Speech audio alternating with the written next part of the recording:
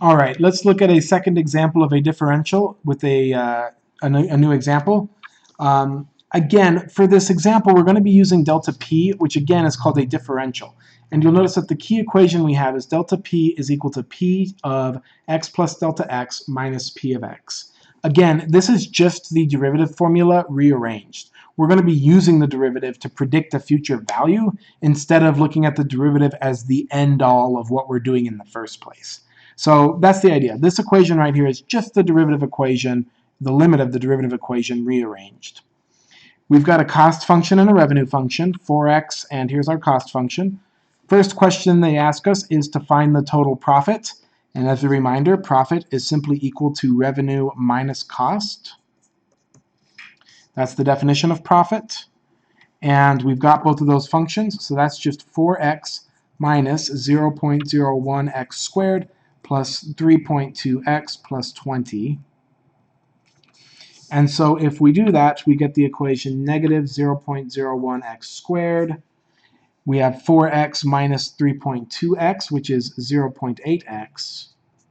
And then the negative sign applies to the 20, and we get negative 20. Boom. So that right there is our new profit function, negative 0.01x squared plus 0.8x minus 20. Now, let's see how good of an approximation we do. We're going to find the actual derivative when x is 40, but before we do that, we're going to do this approximation of delta p. Now, in this case, our value that we're going to be starting at is 40, and the step we're going to take is a step of 3 places. Okay? So the idea is we're going to do p of 40 plus our step, our starting value plus our step, and this will be more accurate if we subtract off p of 40. That's the basic idea. That's all we're going to be doing, and hopefully this approximation is going to be real similar to what the actual derivative is right there. Let's find out.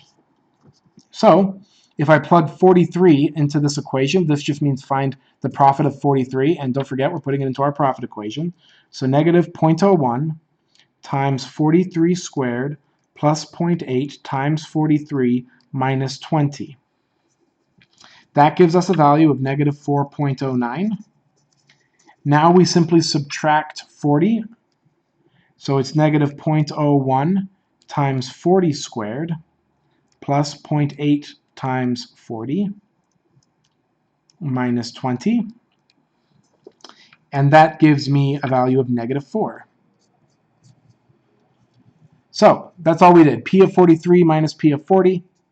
2 minuses become a plus, and so we get a final result of negative 0.09. So that's an approximation of the rate of change from 40 to 43. Now let's actually see what the actual true change was by doing the full derivative. And again, we will do that of the profit function.